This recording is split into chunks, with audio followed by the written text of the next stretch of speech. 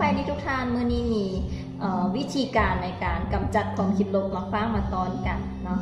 ความคิดมันจะมีอยู่ทั้งสองแบบเนาะแบบที่เราตั้งใจและก็บ่ตั้งใจเนาะ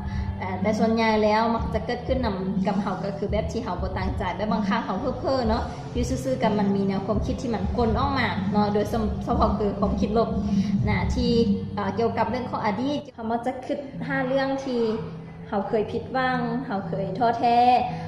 เคยมีคนเว้ามีคนด่าเราเนาะหรือว่ามีคนทิ่มเราไปประมาณนี้เนาะซึ่งยิ่งเราคิดขึ้นมาเราได้กันยิ่งเห็นเราเครียดกังวลใจเสียใจผิดหวัง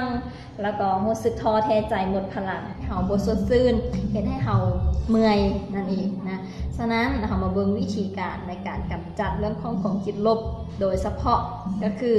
ความคิดลบที่เกิดมาจากการที่เราบ่ตั้งใจด้วยวิธีการลดความสนใจเนาะเพราะยิ่งเราให้ความสนใจมันเท่าใดมันยิ่งเพิ่มพลังและมีอิทธิพลต่อตัวเราไล่เท่านั้นฉะนั้นเราหันไปให้ความสนใจกับความคิดบวกเนาะแล้วมันจะค่อยๆลดให้ไปตัวอย่างว่าเราเลี้ยงแมวคือบางครั้งเนี่ยเวลาเขากินข้าวเนาะมันก็จะมาห้องมาวนมากวนของเขาแล้วทุกครั้งที่ห้องวนกวนเขาก็จะให้อาหารมัน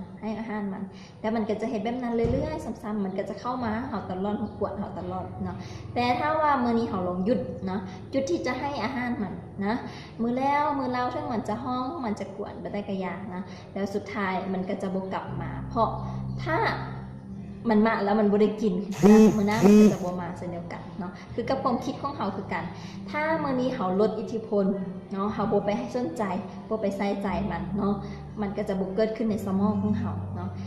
เช่นเดียวกับหลายๆครั้งเนาะคือบางครั้งสมมุติมีคนมาด่าเฮามาเว้าให้เฮาว่าเฮาบ่ดีเฮาบ่เก่งเฮาเฮ็ดบ่ได้แบบนี้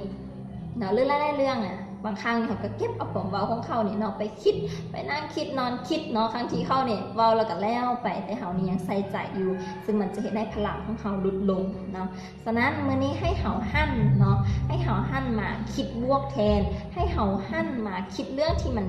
มีประโยชน์ให้เขาหั่นคิดเรื่องที่มันเอิ้นว่าดีเนาะแทนความคิดลบแล้วความคิดลบนั้นก็จะจางให้ไปเนาะเช่นกับหลายๆคนที่ประสบสำเร็จเช่นกับคนที่เขาจะมีพลังเช่นกับมื้อนี้ข้าพเจ้าเองเนาะก็ได้ฝึกใส่มาละแล้วก็เห็นผลเนาะฉะนั้นอย่าลืมเนาะเคล็ดลับดีๆแบบนี้อย่าลืมแชร์ต่อบอกต่อให้กับคนที่ทานหักเนาะเพื่อทุกคนจะได้คิดบวกคิดดีและสร้างประโยชน์ให้กับตัวเองต่อไปขอขอบใจ